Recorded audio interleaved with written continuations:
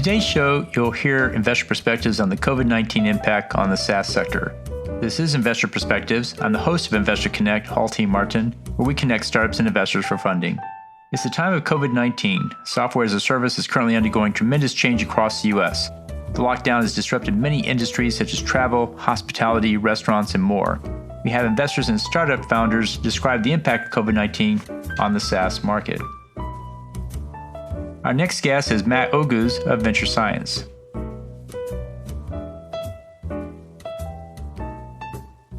And so, do you think we'll see any new applications in the SaaS sector that are coming up because of COVID-19? Are there any new projects or companies or whatever that are coming in SaaS that you didn't see or see much before? I think during the COVID era, and maybe even post-COVID, what we're going to see, in my opinion, is most people could become digital content providers. Everybody has a story to tell. Everybody has something to say, and everybody has something to teach even. And that could be anything, teaching how to put together an IKEA shelf or IKEA piece of furniture in the shortest period of time. And so to do that, you're going to need software to put together that digital content so that you can release it to the rest of the world. And so when more and more people become, you remember the time when eBay came about and all of a sudden everybody was selling stuff on eBay and there were eBay I don't know if they have conferences anymore, but you would go out there to these conferences and learn best practices because you got all that stuff or some people call it junk, and not just used stuff, new stuff too. People sold it on eBay. So now people are thinking about, how could I generate revenue? How could I generate income for myself, or maybe turn it into a business and put it out there in the world? And I wonder if anybody is willing to pay for it. And so in that era, companies, newer companies will emerge to make that happen. It's sort of like Craigslist. I think it was started maybe over 20 years ago, but it was mostly around physical things and exchanges or newer platforms of this digital exchange. We do need an exchange in order to monetize on something, right? And so absolutely, I think this new mode of, I don't know what you call it, gig economy. It's not just a gig, it could be a very, very serious business. This is here to stay. Our next guest is George Spencer of Saying Capital. And so what new applications in SaaS do you think are really coming up now because of COVID?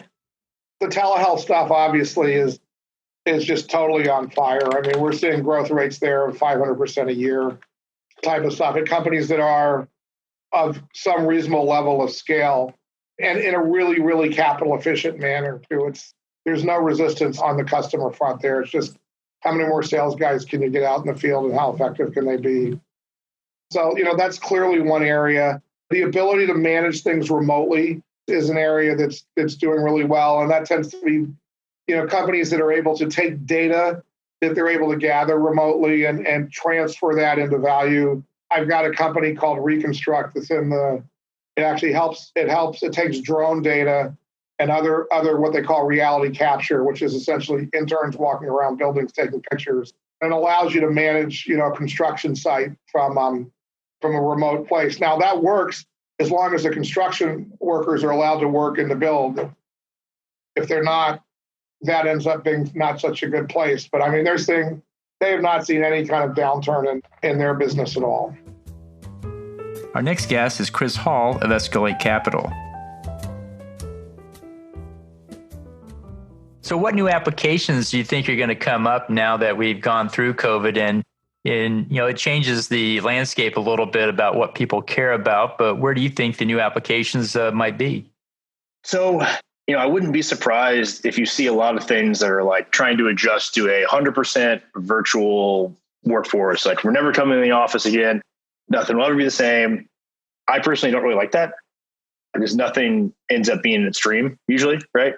I use an absolute to say that, but it's just rare, right? So it's always some sort of mixture. So I could definitely see things as far as, so say if you have some software that was managing distributed workforce, right? But if there's some hybrid between how to manage people when they come in the office, albeit maybe not 5 days a week, maybe 2 to 3, and also how to manage being at home. Like that would be, I think, a longer term solution than just how do we manage people who will work from home forever? Because I mean, again, I can't tell the future, but I just don't see that happening. Just like, this is very different from September 11th, but I remember people said travel will never be the same after that, ever, ever, ever. And then, there's some differences, but, security is tougher, but travel was at all-time highs last year, right? So, and it was, a while, but it's easy to make a knee-jerk reaction on, it's a similar situation for the Austin audience. But you remember when the rideshare companies left and 3 new companies popped up for rideshare services. And then when Uber and Lyft came back, they had a really tough time. Right. Because, that was a short-term solution. That was, great. I use them. They're very helpful, but it's not long-term solutions when they just come back. So it's both addressing current needs, but I guess at the end of the day, it's just really flexibility, right? To be able to pivot as needed. Same thing that helped companies adapt to everything being really a strong economy to 10% plus unemployment, 15%, and everyone shut down. So yeah, I think a lot of applications that will enable virtual work to try to adjust this, new normal that we have. But at the end of the day, I think it's going to be a hybrid where it returns to what it was a couple of years ago, just with a couple key differences. Well, I'm hearing a lot about manufacturing coming back to the U.S. In fact, I heard a new term yesterday, reshoring, where people are bringing their manufacturing back home because you may need that equipment in short order. You may need that equipment because of whatever reason. And so they're bringing it back. And of course, with manufacturing, there comes a lot of software tools and SaaS tools around supply chain visibility and manufacturing control.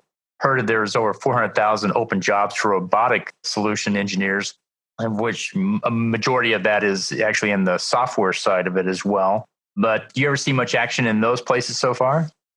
We've occasionally seen a couple warehousing optimization type companies, but it was still a little early for us because it's still it's not here yet. It's still in the process of coming back. So it's, certainly interesting space, but it's just a little early for where we play. Our next guest is Nick Adams of Differential Ventures.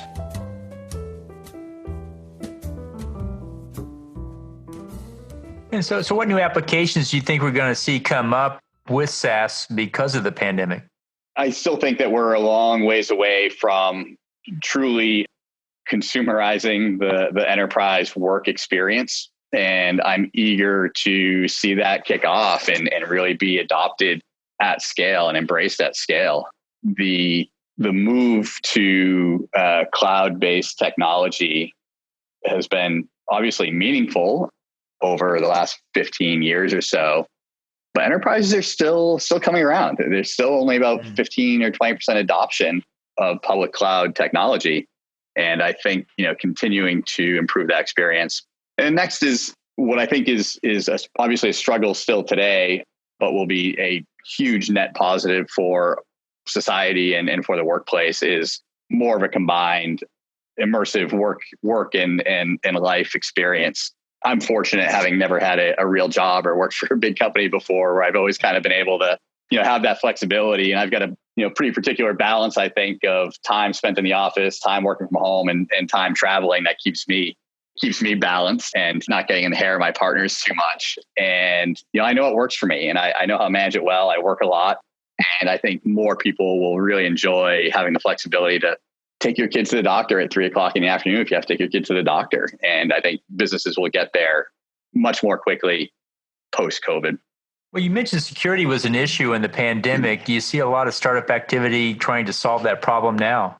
A lot. I think security and privacy are really two, I would say, separate topics that have been traditionally conjoined that are now taking very distinct paths.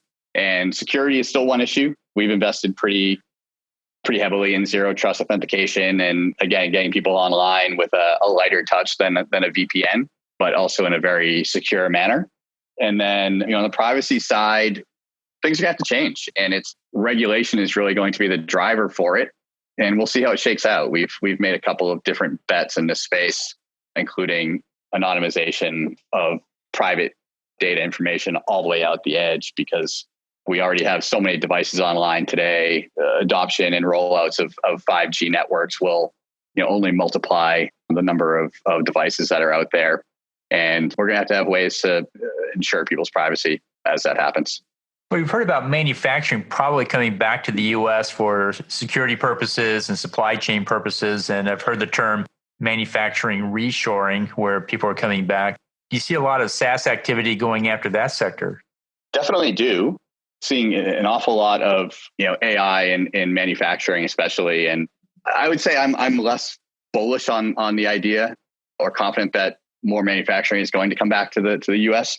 But I do think that there's an awful lot of technology being tested and deployed to try and make that happen. Or in my opinion, the more likely outcome is that these jobs still end up somewhere overseas in a lot of cases, but with better technology to ensure some of those challenges or button up some of those challenges around security, privacy, safety, everything else. Our next guest is Jason Krause of EQX Fund.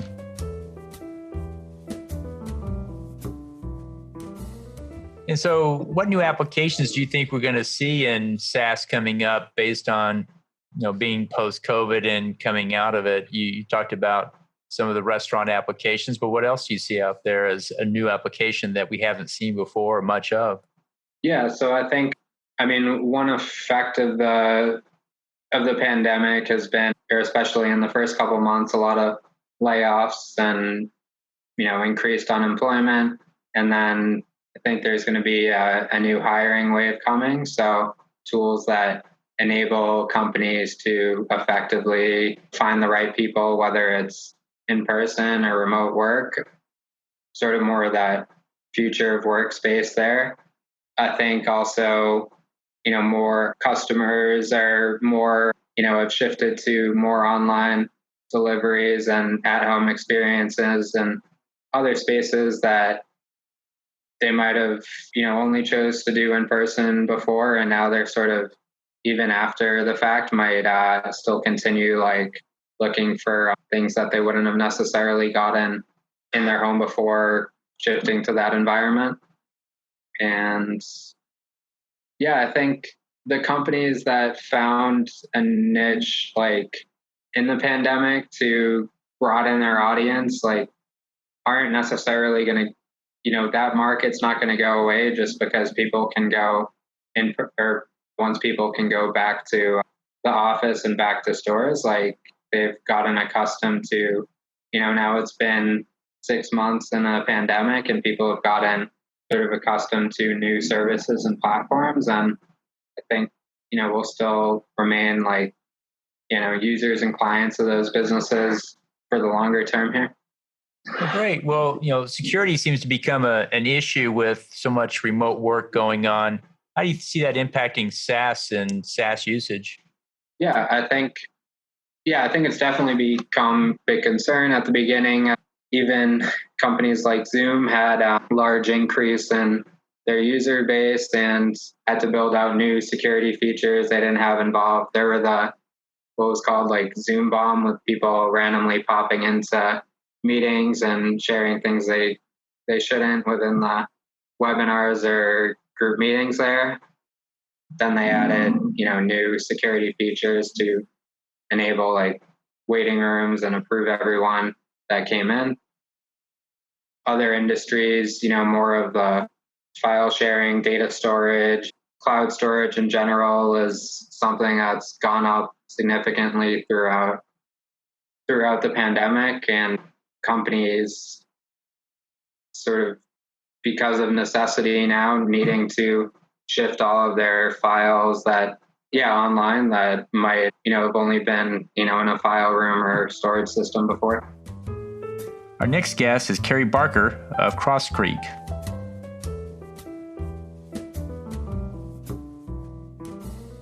Right. And so what new applications within the sector do you think we'll see come up in the SaaS space given the COVID impact? Well, a lot of things are just a continuation. Things that were strong get stronger, acceleration. But there have been some real changes, and I think some areas are cybersecurity around the work from home, very different risks and frankly, greater risks for employees working at home, and the chief security officers at large corporations are very concerned. So we're seeing an acceleration in spending around, work from home software.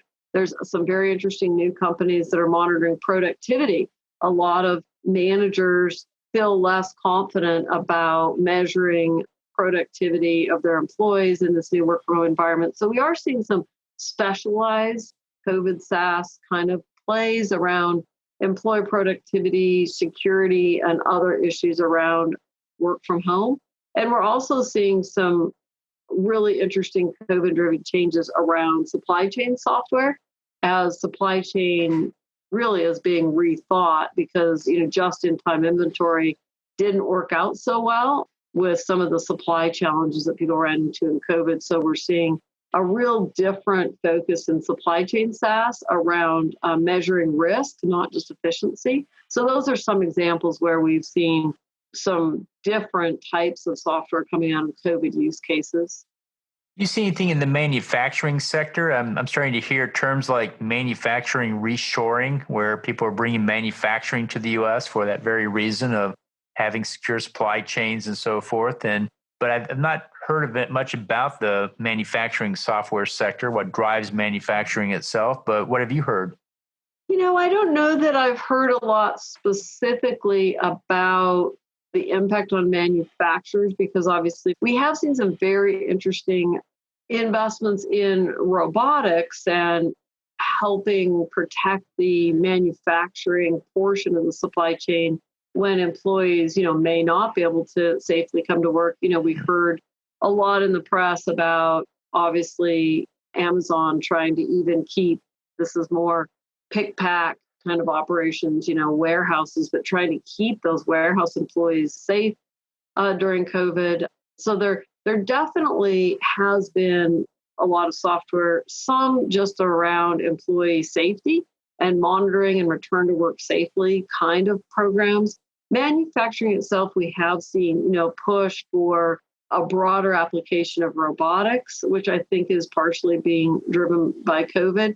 And I think the risk in the supply chain is definitely maybe not in the actual plant, but is looking very closely where those plants are and diversifying the risk across that manufacturing ecosystem. So in this type of case where a certain plant or even a certain geography may not be able to produce, that people have a lot better understanding of managing that risk and dual source and quickly changing their supply footprint. Our next guest is John Gu of Spring Mountain Capital.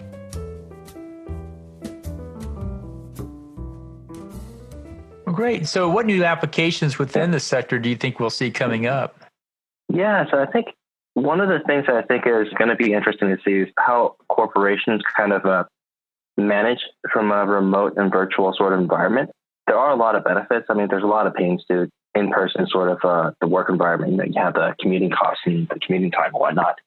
But there are also a lot of benefits that may not translate as well in kind of the work from home environment. And so I'm really looking forward to seeing some technologies being developed to kind of address that. And so specifically, I think for HR, what are the best ways to onboard employees as you're looking to hire them? What are the best ways to kind of instill that culture into these employees, to integrate them when they've never actually physically met their coworkers?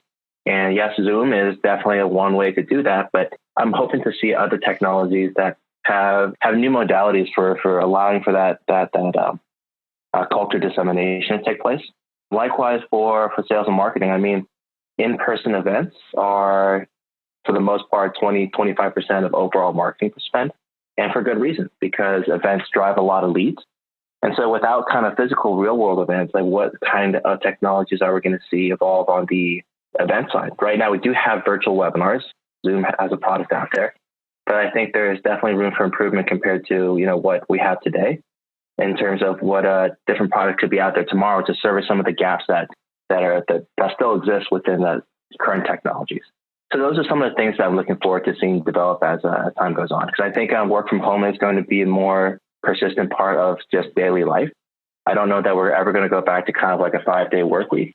And I think as remote working is more common, we have to have better tools to enable that. Our next guest is J.D. Weinstein of Oracle.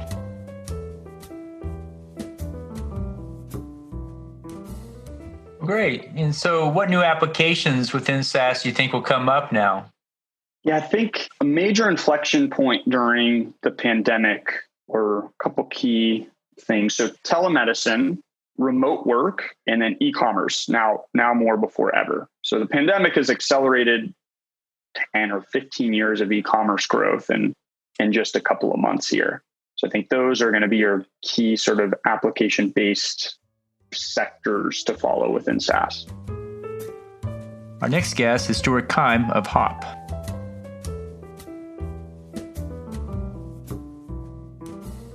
So with the rise of these new microsocial networks, what kind of new applications do you think are going to come up out of that? Is it fostering the sharing economy? Is it fostering the news economy? Where do we think it's going to really have the biggest impact? Well, we see a lot of our transactions. When we first started, we didn't care what people were going to do. We wanted to see what they would do with it. So we had buy, sell. We had send money to a phone nearby. We had, and when we were buying and selling the front of Franklin's barbecue line, it was just we were looking at trying to arbitrage time, like an instant real time let go or eBay. But in multifamily apartments, people were giving and sharing, and they were doing it at scale. And we were thinking about where else would these transactions clear? Like, why is it that we thought people were going to rent and sell to each other, but somebody just has like a free walk that they never used and they just gave it away? We were getting things like, I'm at Chick-fil-A, does anybody want anything? And I'm making brownies, does anyone have vegetable oil? I'll give you a beer. So it was like this really weird marketplace that we were never going to get paid on. And so we realized that we really had a great feature, but we had the wrong customer. So that is really when we started digging into the property managers and owners as a person who would want to sponsor this community. And once we got 300 social networks now running autonomously, we're starting to look at other places. And COVID has really hurt a lot of industries. So places like churches that are getting killed in their revenue and attendance, the ones that were streaming beforehand understand how to make this transition a little better, but a lot of them are struggling. You have schools that don't know how to get back together. There's HOAs, and a lot of these, let's call it subsectors, they don't have modern social media tools. Like Facebook really came out and is trying to make everything happen on that platform. Like even they tried to clone Snapchat, but inside of Facebook, and they try to clone eBay or Let Go, but inside of Facebook. And now they're even doing a Neighbors or whatever they call their next door clone, but it's still inside of Facebook. So if you're gonna put all of these features and try to make it all happen inside of one single Facebook feed, then you're going to get the challenge is going to be, how good is that algorithm at knowing what I should know next? Thank you for joining us today. As always, be sure to leave a review, subscribe to this podcast, and share it with others. Let's go start up something today.